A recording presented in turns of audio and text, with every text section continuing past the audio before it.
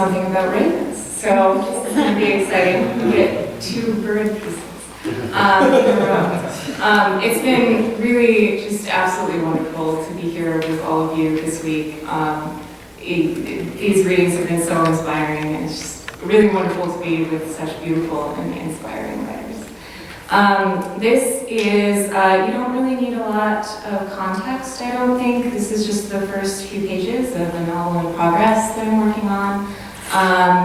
It's a fairy tale. It has to do with shape-shifting teenagers and changelings in a magical forest. So here it goes. I still hear the wings at night, in that space between waking and sleeping where, for a moment, I have no shape at all. I can feel them. Their hollow bone strength, the rhythms of flight, the rustle of feathers in air. Most nights they wake me, and I startle back into my human limbs, solid and earthbound, a sleepless 16-year-old girl in a house of lost children, all wearing the same brand of discount PJs.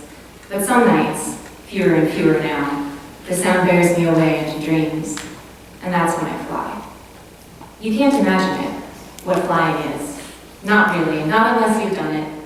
Not unless you've felt the wind through your feathers, the power of wings to steer you through currents, the heady heights that linger just above the world.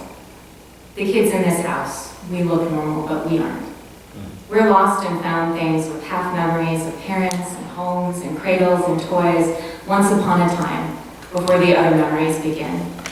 The ones of water, or air, or woods, those memories that feel like dreams shot through with the deepest, most aching of longings. They call us stolen children. We're part of a curse so old that only myth remembers how it began in the first place. We were taken once, but in this house, we seem returned.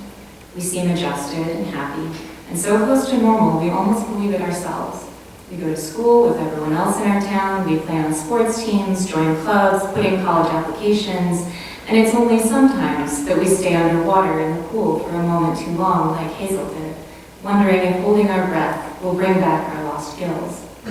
Only sometimes that we find ourselves out on the lawn, howl crying at the moon like Tiff, feeling the night on our faces, and knowing that we are only half here, half real, half children. It is only on some nights that I dream my wings and wake perched on the attic windowsill, ready to fly. This is one of those nights. I wake to moonlight, to the chill autumn air on my face, and for a second I think I've turned back. I feel my raven body, my sharp beaks and talons, my light wings.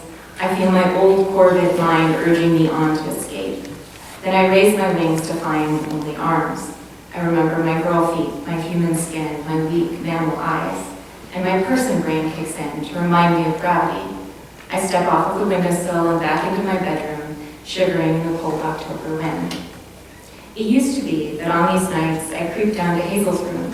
I'd slip into her bed and we'd whisper about the times before we were human, about how gliding through water and gliding through air are the same, both relying on currents and instinct and knowing. Or when she woke up feeling breathless as if she were drowning in air, she'd slip up to my attic.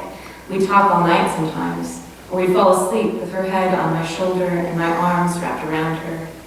Tonight, I don't know what to do, not now that Hazel's gone. So I do what I've done all this last month she's been missing. I go downstairs and pull on my boots and make my way down to the water. I follow the river, searching its banks just in case. I search for a glimpse of hair, a flash of familiar eyes. I follow the river until it takes me to the estuary. There I stand on the shore and look out towards the ocean and wait for her to find me. She never does. Some nights, more and more now, I think she never will.